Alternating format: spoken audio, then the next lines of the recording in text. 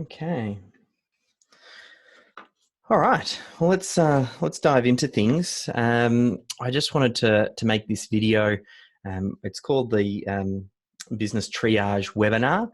I've been having some chats with some clients over the past couple of weeks, and we've just been talking about their businesses and how they should be best planning and thinking about the next 90 days. And I thought it might be helpful to make a webinar just to walk you through it, so you can start to think about your own business.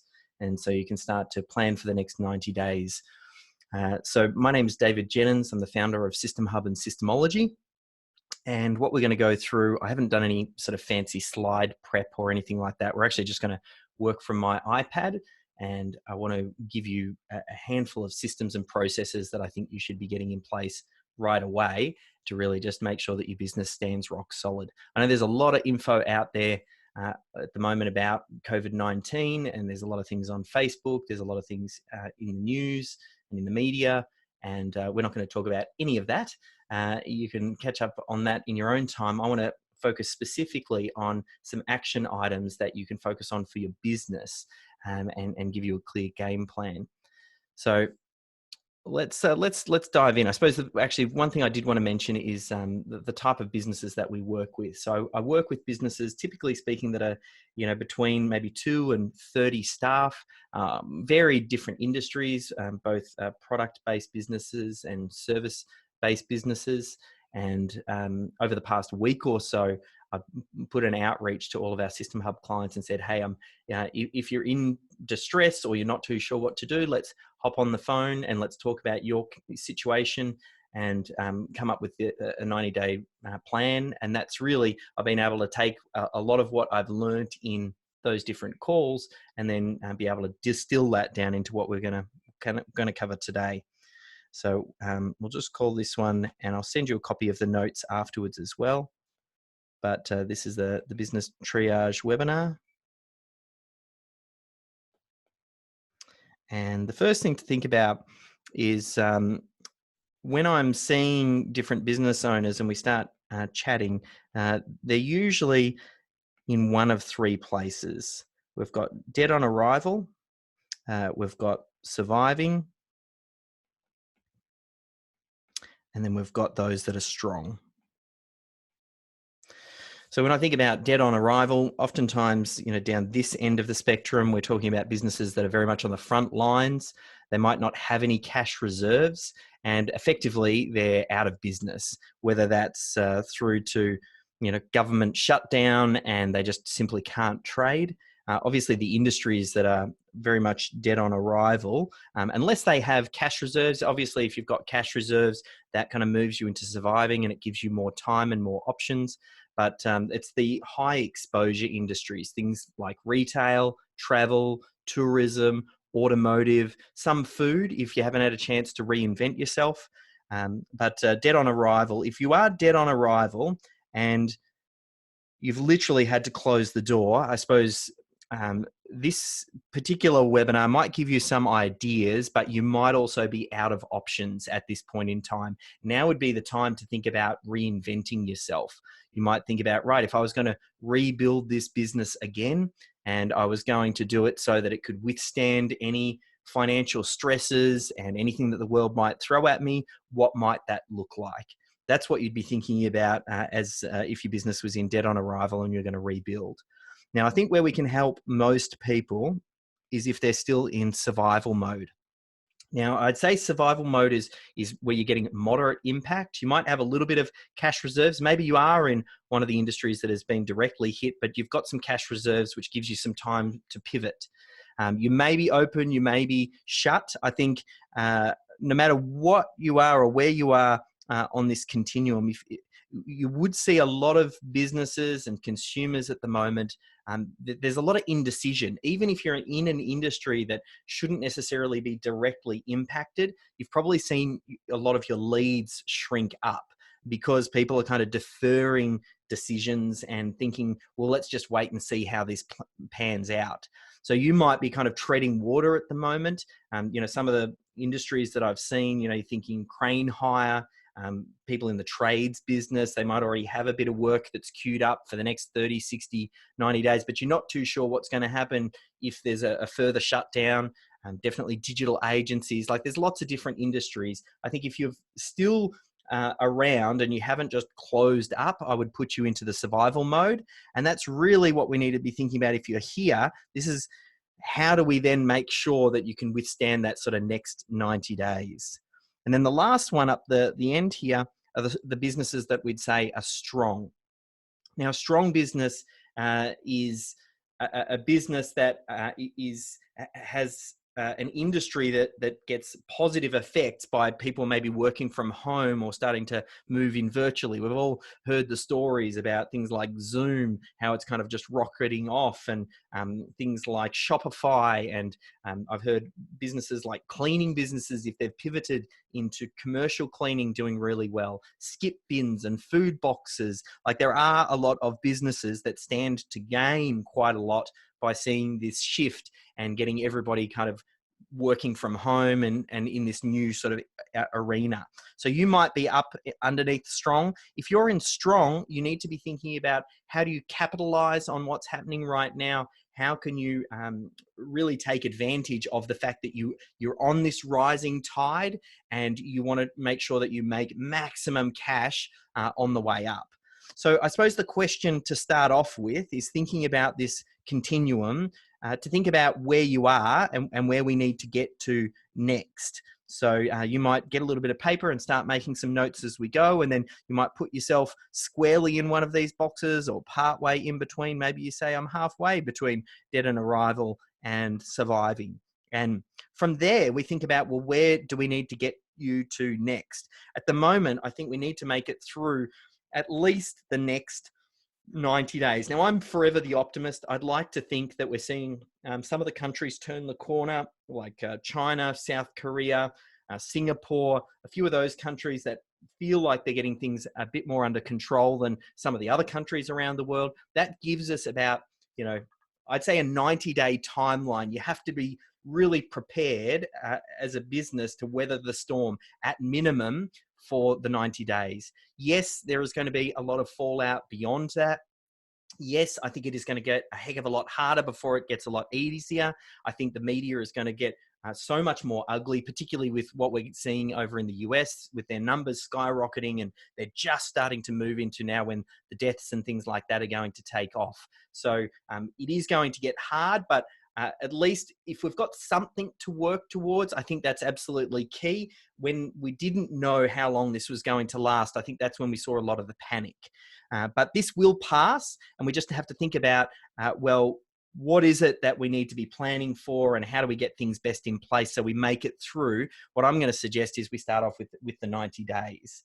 And I suppose, how do we use this as an opportunity to build a better business, a stronger business that can really stand the test of time? So we need to start to tune your strategy, thinking about your team, thinking about your systems and your processes. So where do we actually focus then? If we think about the continuum and where you are, now we need to think about, well, of the hundreds of things you could be doing in your business right now, what are the 2 or 3 things that are going to move the needle the most? So the way I like to think about this is thinking of your business as a system. So if you think of your business as a system, and that's what I'm representing with this circle here, inside that you've also got a lot of effectively subsystems. So there are subsystems that make up this larger system. So a subsystem would be things like your operations. It would be your sales and marketing. It would be your finance. It would be your HR. It would be your management. So if you imagine your business as one complete system, and then underneath that there are subsystems, and then obviously beneath each of these subsystems, which are almost like departments, there might be additional systems that then support up that department. So sales and marketing, for example, is going to have a range of systems and processes to do with the way that you get leads and the way that you convert leads. Things like your finance is going to have a range of systems around how you collect money, or how you pay your bills, how you get your wages paid, a range of different things. It handles all the money in and out of the business. Now, the strength of your business will depend on the strength of these different departments. Now, I know one thing that we're starting to see is businesses that aren't very strong, as soon as you get any financial pressure, you start to feel it straight away. So that said, though, we are where we are, and that being the case, we need to think about, well, where do we focus our attention first? How do we get the 80-20 of where our attention goes for looking after our business and developing this 90-day plan? So I'm going to suggest that we want to have a look at sales and marketing. We want to have a look at our finances, and then we also want to have a look at our management. And I'm actually going to put it in an order. We're going to look at management. We're going to look at finances as number 1. We're going to look at management as number 2. And then I want to look at our sales and marketing as number 3. And I want to suggest 3 systems underneath each of these 3 different departments that you absolutely must have in place to weather the storm. And you may have some of these in place already. If you're operating a healthy, functional, strong, systems-driven business, you'll have them in place. But if you don't, what we're doing is we're identifying, well, which ones do you need to get into place as quickly as possible? So let's dive into the first one. The first one that we need to think of is in finance. So I want to think about the 3 systems or areas that what I've been suggesting the clients that I'm chatting with that they focus on. The first thing that you should do, if you haven't currently already done this, is get a very clear plan and a system or a process that continually gives you your current position. So we know in business that it's critical to know what numbers are coming in or how much money is coming in, what money is going out, what sort of outstanding debtors or creditors do you have, and what is your cash at bank. Do you have some form of system? And it's quite simply just a spreadsheet. You might do it that way. Let's just draw something up if you don't have something in place. It might look like this. And I would be thinking of, firstly, cash in, cash out. I would be thinking, you might, depending on the type of business, if you're a business that issues invoices and things like that, you might also then have some sort of like, debtors and creditors. And then the last one you also want to have is what your cash at bank is. So as in, how much cash do you have in the bank? Now, this is quite simply maybe a Google sheet or an Office 365, like an Excel sheet. And this needs to be updated at least weekly.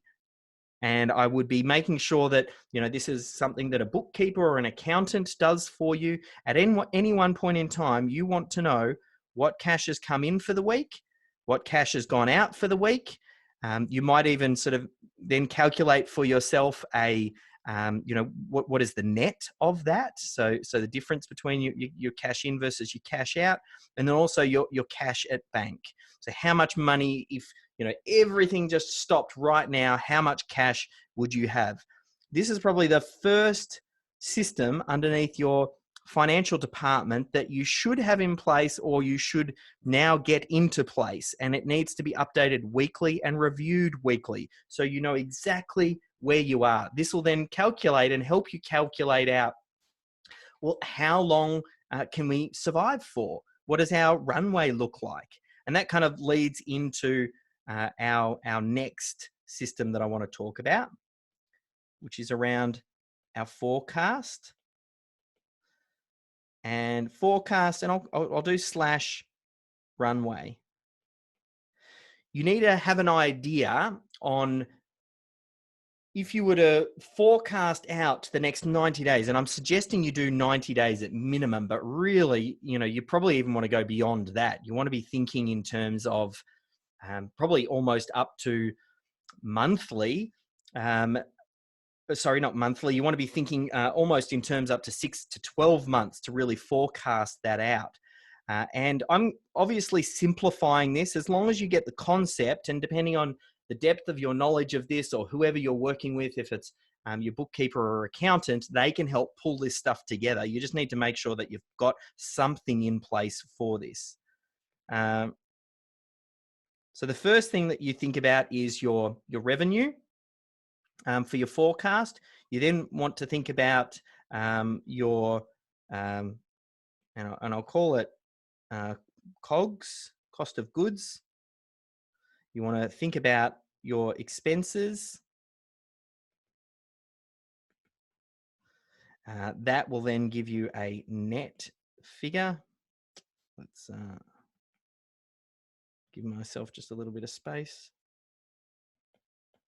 Net. So if we go like this,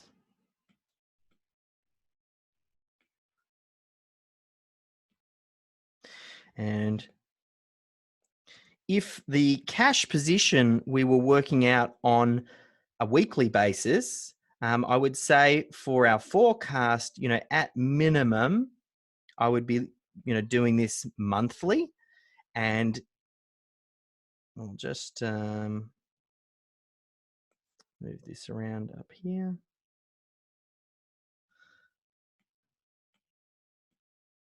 Look a bit like that. And you would start to think about, what are we now? We're start of April. So maybe it's even better if I put the month in there. So you'd go April, May, June, blah, blah, blah, blah. I'd say you'd go at least 6 months out. Try and start to forecast. Now, whenever you do any sort of forecasting, always think about plan for the worst, hope for the best. So at worst case scenario, what revenue would you be expecting to take in each of these months coming? Now, you can only guesstimate now. Similarly, what are your cost of goods if you have particular cost of goods? Also, what are your expenses? So your fixed expenses, you want to list those out. And then you should be able to calculate what your, at the end of the month, what do you forecast to either make or lose? Now let's go again, worst case scenario. Let's imagine that this is a negative number.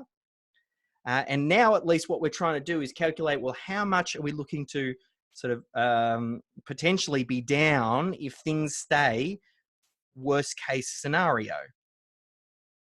Now, the next thing that we want to do after that is then you get your cash at bank figure from the previous calculation, cash at bank. And we're looking to say, right, we have X $1,000 in the bank, and we now need to minus our calculation here of whatever the loss is off the bank. Now, we can then basically calculate that for the next 3 or 6 months and then start to see, right, what does our runway look like? You want to know if everything goes pear-shaped, how long have you got before the money runs out? That's the first thing. That gives you such a relief to know this is my timeline. I can expect to withstand 6 months, 9 months. Now, you're going to make some adjustments and things like that, but this is the worst case scenario. Now, one thing that I'll get you to do, in a moment, we're going to have a look at culling expenses and seeing what cash grants and options are available to us. And then we might be able to add some of that into this calculation. But again, I always like to be worst case scenario. And then if you wanted underneath this, and you can do it on the same spreadsheet, you could have another section which might include things like, grants, potentially any other additional savings that you might be able to make. In fact, that really is the next item. So let's go in and have a look at that. The next item down, if you think about what we've covered so far, we're in the finance department. The first thing you want to do is make sure that you have a system that addresses consistently your financial position. You want to have another system that addresses your forecast and runway consistently. The next one that you want to now think about is reviewing your, let me just, in fact, we'll just call it cut expenses. And, you know, are there any additional monies? So, you know, whether that's, you know, grants, etc. In fact, I mean, I'll call that additional rev, or yeah, maybe additional, let's call it additional cash. So that's the last thing that we want to do under the finance.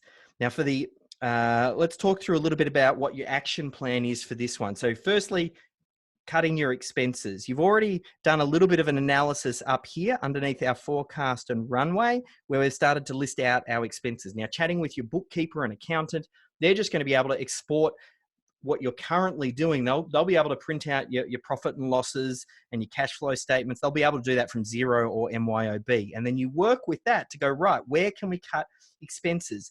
Maybe there are, you know, SaaS, software as a service subscriptions that you've picked up that you're not really using, or maybe there are other services that you have been using that you're like, oh, you know, maybe I can cut this or put it on pause.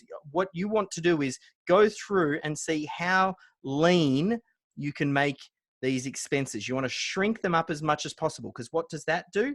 That then gives you effectively a larger net figure, which then when you calculate out your runway will buy you more time, and more time gives you more options. So that's a real key takeaway there. You want to then also think in terms of, you know, we're talking about reducing your expenses, but then for your additional cash, what's available there? It's critical that you chat with your accountant to find out what grants are available. If you're in Australia, the Australian government have come out with some really great initiatives, and you should be looking, I mean, the federal grants, a lot of them are going to happen automatically, and they'll, you know, when you process your BAS, you're going to get some rebates on PAYG, and you're also going to get some cash grants through that as well. But you also want to look at, and it'll vary from state to state, you want to look at your state level. So you've got your federal level, your state level, and there are some grants. Again, I'm thinking about Victoria in particular. There's an additional $10,000 grant you can go for as a business owner, but you have to apply for it. Whereas the federal stuff is automatically calculated. Some of the other grants you have to apply for. And then when you think down, you know, in a local council, there are certain local councils that are putting together grants as well. I've seen, for example, Melbourne City Council has put together some grants. So you want to get really aware of what those grants are and start applying for them or registering interest. So again, what that does is that might be additional revenue that you can then come up here. You know, I would do it, I wouldn't add it in up underneath revenue just yet. I would probably put it on your spreadsheet somewhere down here, as, you know, on our spreadsheet when we do it, you know, internally in our business, we're calling it, you know, the icing on the cake. That's the extra bit, you know, that we weren't quite expecting it, but it'll really help us through. So you want to start to list out on your forecast here what that additional revenue looks like and where it might actually fall due. Because then we can start to get, again, extending out that timeline and get a really clearer picture. So that's the grants. You might also want to have a look at what other money is potentially available for you. Can you defer payments? Maybe you had a big capital expense coming up. Maybe you were meaning to make a purchase. Maybe you had annual fees for something that are coming around and they're about to renew. Anything like that, now is the time to start thinking about can we defer those payments? What can we do to extend our runway and timeline by pushing some of those expenses along? You might also want to chat with the banks. So you think about what loans you've got, whether or not it makes sense to put some of those on, a repayment holiday. A lot of banks are offering that at the moment. Obviously, the interest still ends up just getting added onto the balance of the loan. But at the moment, the more cash is king here. The more money you can keep in your pocket, the longer you stay in business. And the longer that you stay in business, what actually happens, and we'll talk about this a little bit later, is businesses that make it through will then be positioned on the other side for the boom. Like the way that business works and the economy works, everything goes through boom and bust cycles. So we're going to go through a period of a bust, and a lot of people are going to go out of business. Those that make it through to the other side are then going to be positioned really well to take advantage of the boom. So we want to stay in as long as possible in the game so that we can then sort of really capitalize on that move that happens on the other side. So that's probably the first few systems that you want to think about underneath finance: your current position, your forecasted runway, and then thinking about how to cut down those expenses and look for additional money. So that is that first department, which is the finance one.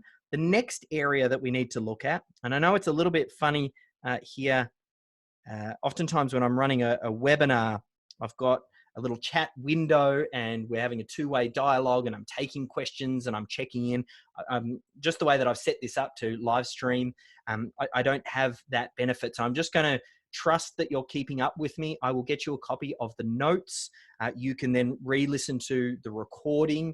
If you've got any particular questions, I'm more than happy to chat. You just reach out and we can schedule a time and catch up, and then we can customize and tailor this to you and see if there's any additional support I might be able to offer. So the next thing we need to think about now is what are the three systems or strategies, processes that you want to have in place with regards to management. So again, your business is a system. There are subsystems within that bigger system, and those subsystems are, often they might be referred to as different departments, and then there are going to be systems within those departments. And I'm identifying the ones that you need to think about given the current circumstances to see if you've got things in place. Now, the first one that we need to think about underneath management now is your strategy. Now, your strategy will then also inform what sort of tactics you end up running with.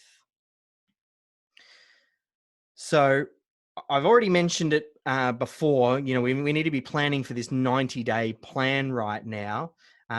Depending on where you are in that continuum. So we talked about this idea of dead on arrival, survival, or being a strong business. Depending on where you are on that will depend on what sort of action you need to take with your pivots. You're either going to have to take, and I think either way you should use this as an opportunity to take some major pivots, and I'll explain why.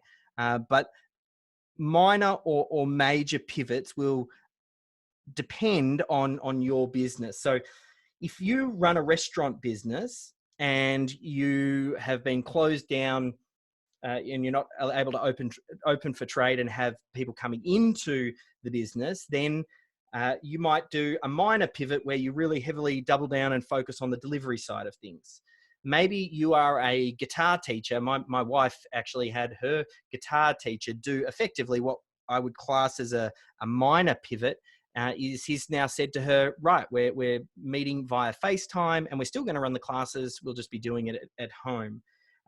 Maybe certain service-based industries, the pivot is to just start doing work from home. So the reason I say it's a minor pivot is because you're not having to completely change your product service offering. It's more around the way that you're delivering it.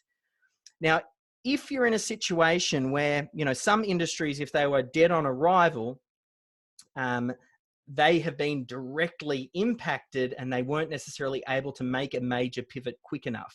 But if you're in an industry that's affected, you might still, if you've got cash in the bank and now you're relying on, some grants and you're able to extend out your timeline, you might still be able to make this work, but you might need to do more major pivots. And some of the major pivots I've heard and seen, we're seeing restaurants, a lot of people that are, previously wait staff, I've heard are now moving over into the cleaning business, because now there's a big demand, particularly around, sanitization and disinfecting. We're starting to see some pretty big pivots there. Maybe clothing stores. I know I was sitting next to my wife the other day. She was scanning through Facebook and an ad popped up, and it was from a clothing store, Dotty, and they were advertising that they were selling hand sanitizer and toilet paper. Now, that's a pretty major shift from where they were, but I think what they're trying to do is, obviously retail clothing for them has just been hammered. So they're thinking, right, well, how can we still get something out to the people? Maybe try and, whether or not they can get into the store or not, or at least online, then they might be able to sell them. I've seen other, I've been chatting with some digital agencies and seen them do some major pivots. So again, you have to think about where you are in that continuum and then what sort of pivot you need to stay afloat. The good thing about right now, and a good friend, Mike Rhodes, mentioned this and brought it to my awareness, that now is the best time for change, as in it will get the time at which change usually takes, if you want to make a change, can now be compressed heavily, because oftentimes there might be resistance to change, whether or not, that might be from your staff. You know what it's like. If you come up with this great idea and you want your staff all to follow it, they might be resistant to that change. But now, because of everything that's going on, they're seeing change everywhere happen around them. The resistance to change has been lowering, which means it's actually much easier, more than ever, to make a major change. So even if you don't need to, if there's something you've wanted to do to completely re-engineer your business, now's the time to do it. I'm seeing that a lot with what we do at System Hub and Systemology. Sometimes there's a resistance to change when you're introducing a systemized approach to business. Systems and processes and following a way of doing things sometimes meets resistance by team members that have been with you for years. They're like, why do I have to change? I've always done things this way. But now you can introduce it. Hey, this is just the way that we're doing things, and we're getting much better take-up rate. So again, now if you're thinking about making pivots, now is the time to be making them.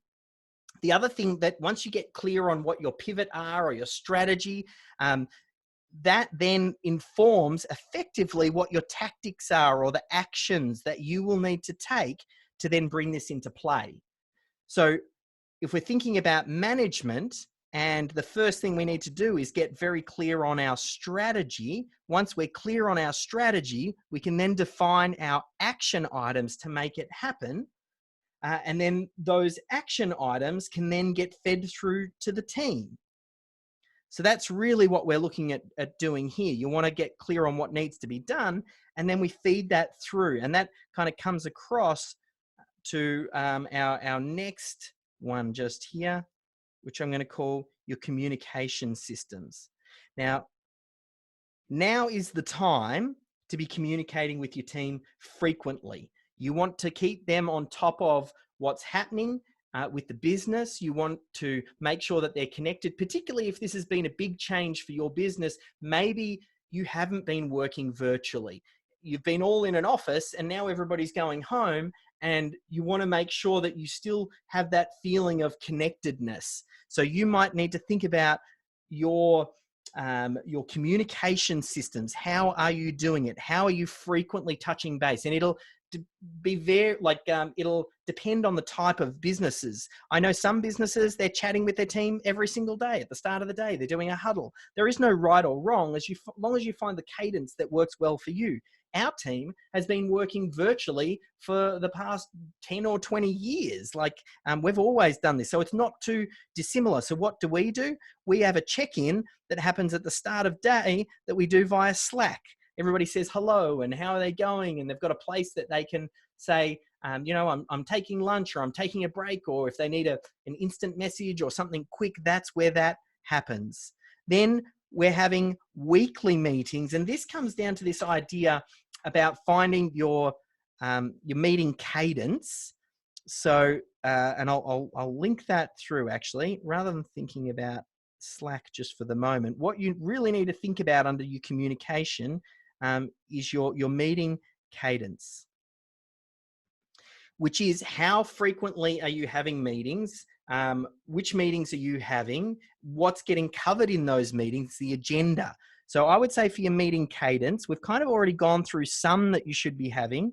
You need to get some sort of weekly finance meeting. Why do we have a weekly finance meeting? So we can keep viewing our current position and making sure that we're on top of things and adjusting our forecast with new information as it comes to light. The next meeting cadence I want you to get together is your management, which is a little bit meta because we're talking about management at the moment, but you need to be having that weekly meeting which revisits your strategy and your tactics, and if you've got any pivots, and what action items need to be happening. Then you need to think about, so these might be almost like department, but then you also need to think about what your team communication looks like from an individual team member perspective. And that's where we might think of things like check-in via Slack. Maybe you have a start of day phone call if that suits you, or you know, definitely, you know, we have a thing we call an EOD, an end of day email that everybody sends at the completion of their day to say what it is that they've worked on. So you just want to think about what communication methods you've got in place and what are the calendars, like get it on the calendar so it's set and it's happening. And then you want to think about the agenda items, as in what are you going to be discussing in these team meetings. So that would be our meeting rhythm just here. So they're probably actually the key things I really wanted to cover for the management. So again, now we've covered finance, thinking about the top three. We're thinking about our management. We're thinking about the top two here, which is our strategy here. And then thinking in terms of getting your meeting cadence into place and how you're communicating. The last area that I want to talk about now is our sales and marketing. Now, I'll just go like this, marketing. Okay.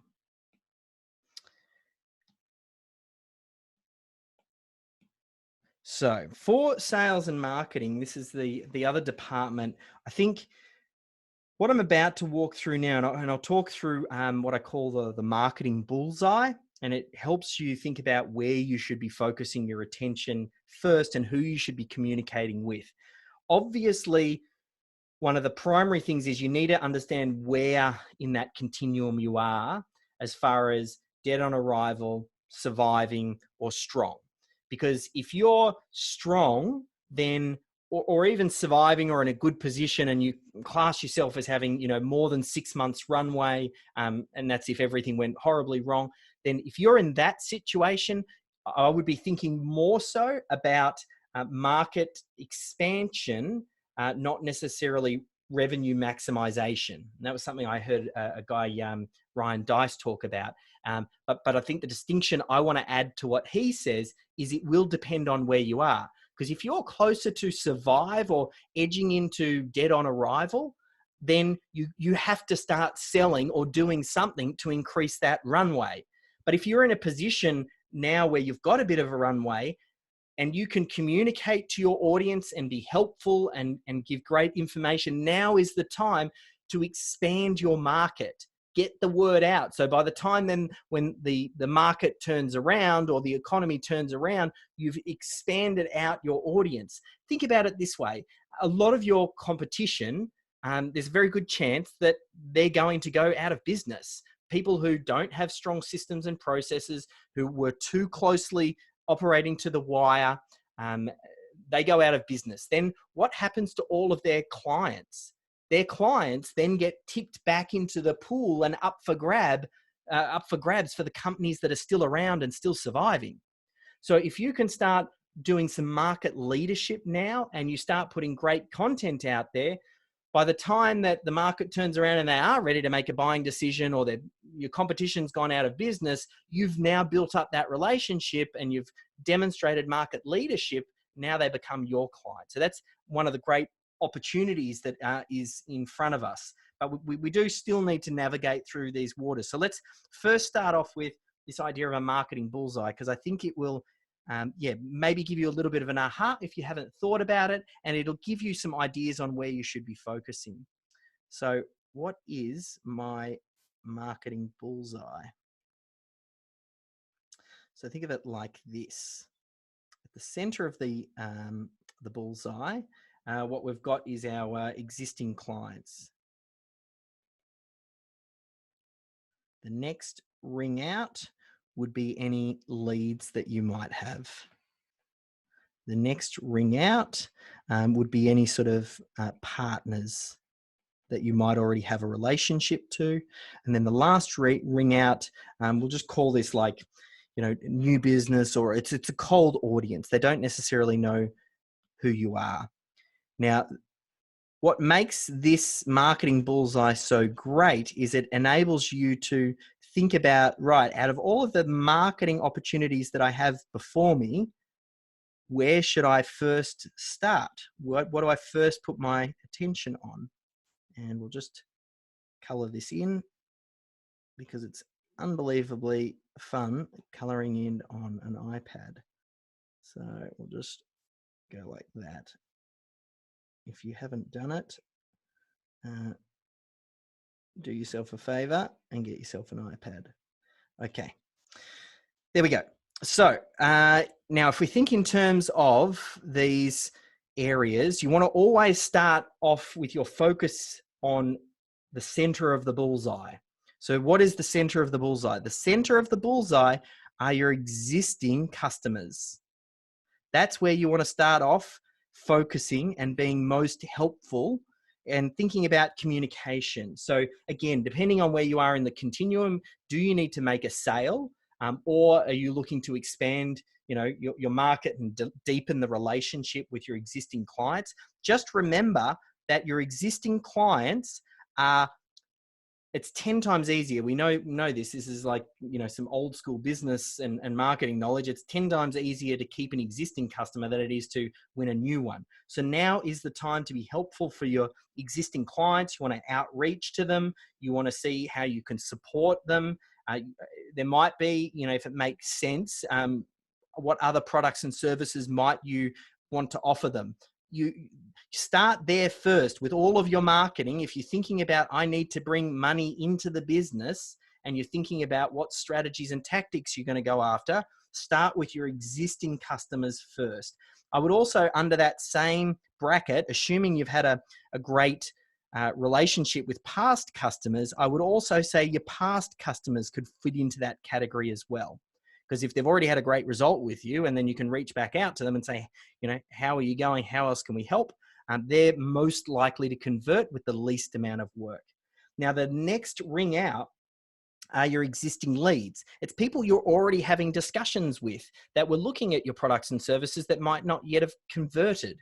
So if you can put together an offer and you can come to them and say, hey, we understand under the current climate, you were thinking about getting blah, blah, blah products and services. I'd love to work with you. And here's a deal. They're going to be next most likely to convert. So that might be people that are open leads, but it could also be past leads that you might have decided not to go with you, but they have gone with your competition. Well, now re-engage this discussion and kind of see where they're at.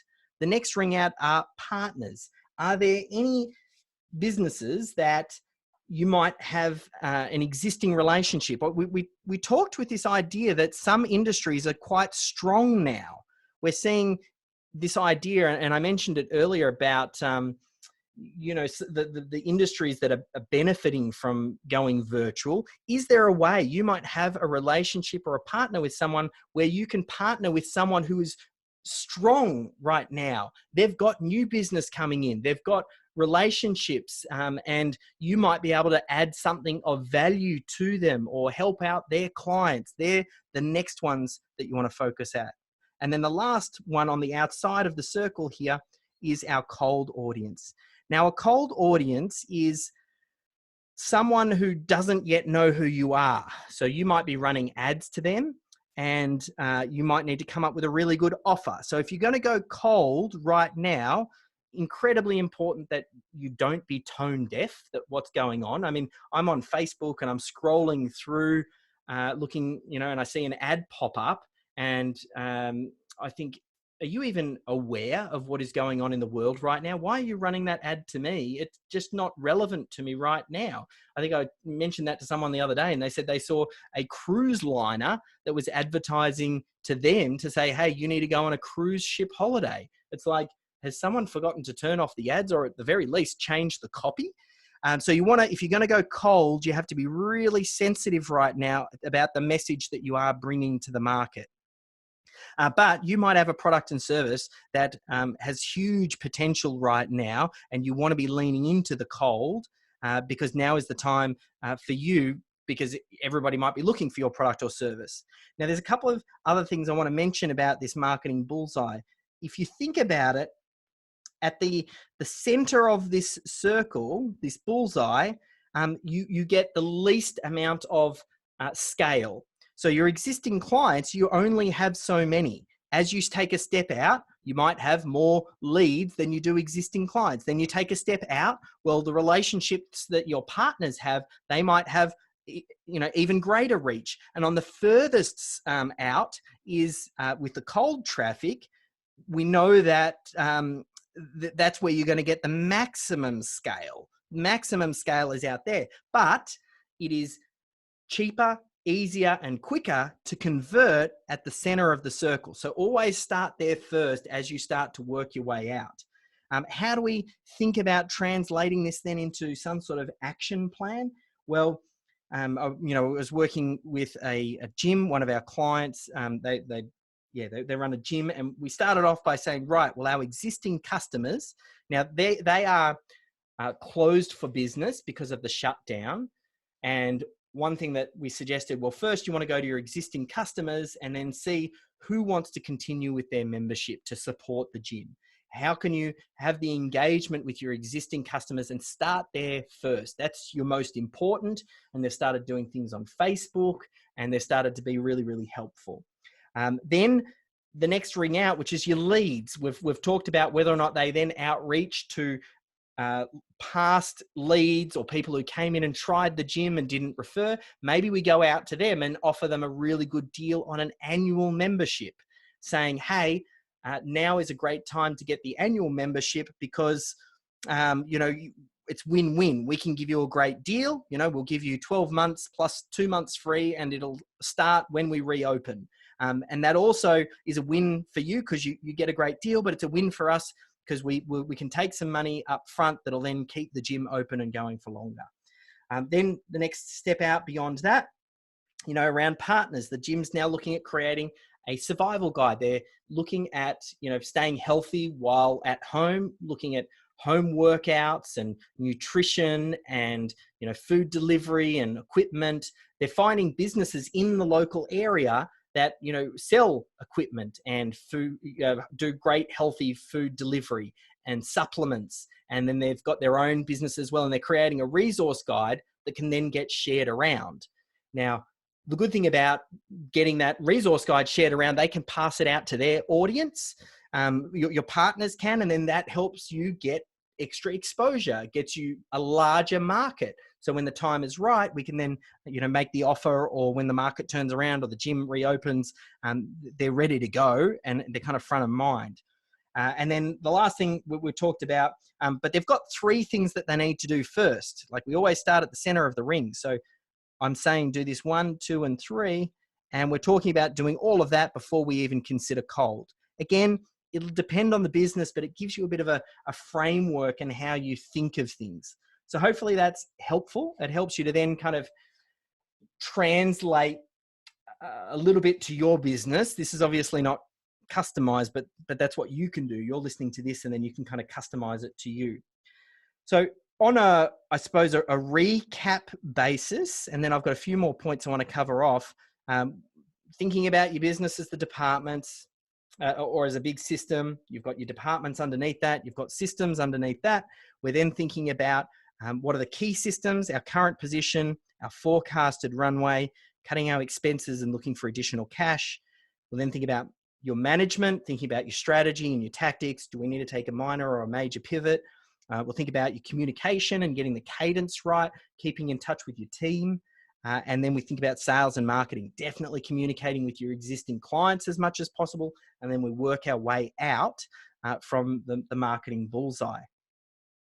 Now, if you do that, then ultimately what I want you to first focus on is you need to get your business into survival mode. You need to get to survive and continue. That's really what everything that we've just talked about above is all about.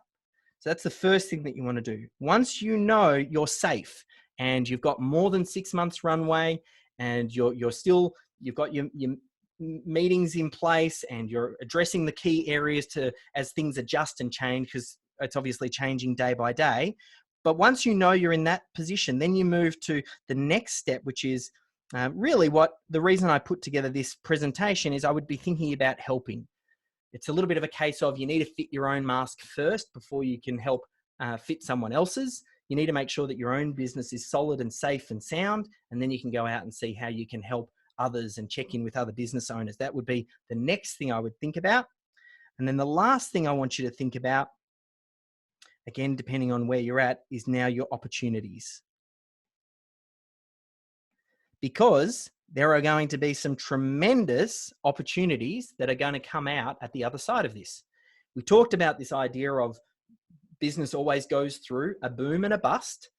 We are about to go through the bust. A lot of people aren't going to make it. But on the other side of that, a huge amount of opportunities are going to shake loose for those who are well positioned, whether they are cashed up or their business is raring to go. The three big opportunities as I see them is the first one we've already touched on, is this idea of markets. A range of new customers and clients are going to get tipped back in because businesses will go out of business and now they'll be looking to purchase products and services from the companies that are still surviving. So you want to make sure that when it comes to getting out the other side, you've expanded your market audience and you've got more people who are aware of what it is that you're doing, so that you can then start to make offers to them as the market turns around. And you'll start to, that's where we'll get some hockey stick growth for some businesses. The other area of opportunity is the talent. A whole bunch of talent is going to get released back into the market. You're going to get great team members and staff who was previously employed somewhere else. That business goes out of business. They then get released back into the pool of talent, and now they're up for grabs again. Not only that, there's a huge amount of change. And for the businesses that can very quickly adapt to this online world and create the infrastructure for people to be able to work from home, which gives them flexibility and comfort, you're going to be able to pick up great team members that previously you might not have been able to afford to have, because they're now looking for that security and that flexibility that you might be able to provide. So be ready for that. And it's already happening right now. You just need to think about, making sure that your runway is very clear and you know what you're doing, and make sure that you're in a rising market and you've got your strategy right. All of these other systems and processes you want to get in place before you go too capital intensive investing in team members and effectively taking on more expenses. So you need to be very clear with your numbers. The last one is around the acquisitions. Now, acquisitions could be a variety of different things. It could be purchasing other businesses. That may or may not be needed, though, because if the business goes out of business and those clients and whatever get turned back into the market and you've been marketing very well, you might pick them up anyway. But there might be where it makes sense to make purchases of other businesses that might have assets that you can then very quickly leverage through your business. And they are going to go for pennies on the dollar. When people get to a situation where they're a don't wanter, for lack of a better word, as in they just want out of the situation, then they're going to let things go for far less necessarily than they're worth. So for those that are forward thinking and you're thinking about the opportunities, there potentially could be some great acquisitions. And that might happen with a range of things. Yes, it could be business.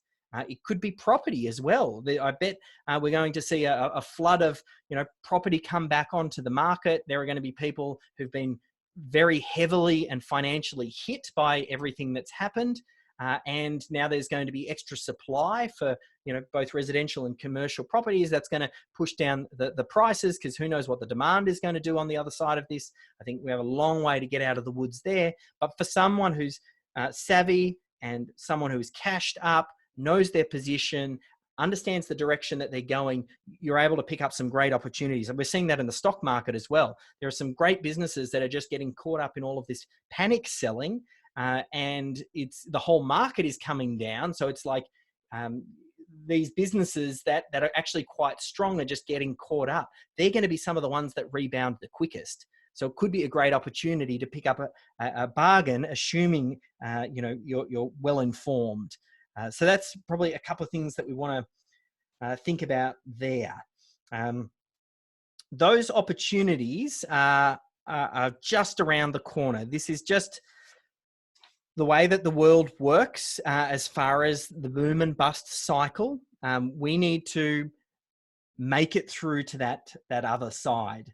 I think, like the way that I think about it, I've just got a little visitor here. Hey, Nate, okay. You might see him run past in the corner there. Okay, so what I want you to think about is what you need to do now around the decisions that you make is going to heavily impact your future. If you think about, you and you here, and now, and then if we think of sometime in the future being past a certain point over here. So this is, let's call this that 90-day mark, 90 days. Where you end up is going to be impacted by the decisions that you start making right now. So are you going to be in 90 days?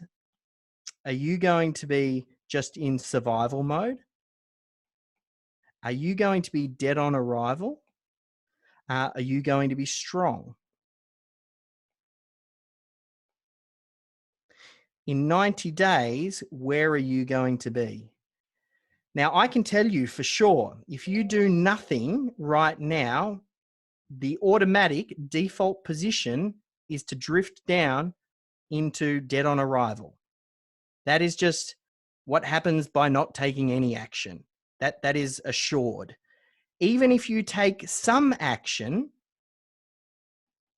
and you need to take some action at least to get to the other side of that 90 days and be in survival. But if you want to appear out the other side strong, you are going to have to take some very clear, decisive action and take that action now. Like we are right here. We are here now. And if you think about which curve you're going to be on, are you going to be on the downward curve, the sideways curve, or the upward curve? If you want to jump on here, you need to start taking the actions and deploying some of the systems that we've talked about today, and you need to do it immediately. Because more time that passes, you'll notice the difficulty of jumping lines gets harder. Now is the easiest time it will ever be for you to jump to a strong line. As time passes, the gap gets bigger. If you wait 30, 60, even if you wait a week, you're already starting to move down this line. Now to get up to strong becomes harder. So the reason I put this on is I just want to really stress the importance of of taking very clear, decisive actions right now, because it'll basically determine your future. I think obviously we're seeing with a lot of the businesses that are going bust and dead on arrival, those businesses, some of them have been in industries that have been directly impacted and hit. They are on the front lines and there's not too much we can do about that. But there is also a bunch of businesses that could and should be in survival mode, assuming they had the right systems and processes in place, but they're not very strong. Because the fact is, systems thinkers, they have a distinct advantage. They understand how their business is working. They have the right measures in place to get a pulse on what's going on in their business. And then that enables them to make timely decisions and corrections, which help to heavily reduce the impact of whatever's going on. And they can overcome setbacks and hurdles and financial stresses. And that's the biggest takeaway that I want you to get from this whole situation. You need to come out the other side of this having an infinitely stronger business. You need to be able to operate virtually, and you need to have systems and processes, and you need to be in an industry that is resistant or to recessions and things like that. You want to find the rising tides, and then you want to position yourself correctly. I think with you watching this video and hopefully some of the insights that you've picked up, I already get the feeling that you are a great leader, and you by already thinking about the future and some of those actions that you need to take, you're going to be setting yourself up for success. I think just focus on this 90-day plan, stick to it, keep reevaluating it, try and get yourself off social media. I know we're streaming this across to Facebook, but at least if you're going to be on social media, consume information that helps you and focus on the things that you do have control over. It's going to get a heck of a lot uglier out there. And I found for myself, going back, a week or two ago, when I was consuming too much of what was going on with the COVID side of things, it was just getting me down, and it was paralyzing me from taking the right behavior. And what that did is that shifted me further down this dead on arrival line, and I didn't even know it was happening. And it wasn't until I said, no, I'm clear on what my plan is. I'm going to stay focused. And that moves me up into the strong position so that when we come out the other side of this, we can really be well positioned. I think the last thing I just wanted to finish off with, I suppose, is also a little bit of a story. I look back and I think back to some of the businesses that I've been involved in. And I remember we used to own a rock and roll clothing music store called Planet 13. And it sold basically rock and roll inspired and influenced, t-shirts and clothing and stickers and patches and buttons and, merch, all that sort of stuff. And we built that business up to 25 staff. We had 3 retail stores. We were doing wholesaling. We franchised one of the stores. And after a series of unfortunate events, we had the shopping center open up a competition, our direct competition, and they opened it up 4 doors down from where we were. The GFC hit. There was some change in trends around the way that our target audience was buying. And basically that business, really started to struggle. To cut a long story short, it went out of business, and it cost me a lot for that business. We had to, on the way down, I started investing more money into that business to try and prop it up. So I put money in and I purchased basically a larger share, which then meant when it came time to exit, I also then had higher obligations because I owned more shares. So it became quite expensive when we had to break the lease and pay all of the debts. At the time, I was pretty down about it. And I thought, how am I going to bounce back from this? And it's not until you get the benefit of hindsight and being able to look back. I mean, we're 12 years on or thereabouts now. And I can say that was probably one of the best things that ever happened to me going through that period. I feel like that's where I got to earn my stripes when it comes to business. That's how I learned to navigate hard times. That's how I learned the importance of systems and processes. That went on that I ended up setting up our digital agency, Melbourne SEO Services. That's where I learned how to create a business that runs without me. And then I stepped out of the day-to-day operations. Then I developed Systemology. And I believe Systemology is my most impactful work. This is what I'm working on right now. It's the system for systemizing a business. And I know that none of that would have happened without that sort of planet 13 going under and that struggle. And that's what really forced me to do it. I suppose the point of the story is these hard times will end up shaping you. The decisions that you make are going to shape your future. So what if before the way that I look at it now, I wonder whether or not adversity is a leading indicator of success. If you have to go through the challenges to start to see the opportunities. And that's really where we are right now. It was that way for me 12 years ago. And I feel like now I'm so much better prepared this time around because I got to go through that. And I've evolved into the business owner that I am today because of that. And I know that you can do the same. So where to from here? I know we're pretty much at the end and we're just about out of time. I wanted to let you know that I am here to help. If you need a hand with anything, and I might just stop the share here and jump over to somewhere else where maybe you can grab a little bit of extra help if you need it.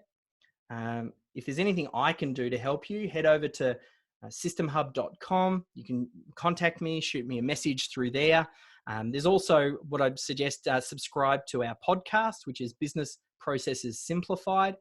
Basically, I seek out experts in their different field, and then I have them share business systems and processes that you can basically deploy in your business. There's a couple of real key ones. I think social selling and building a virtual team and managing your cash flow.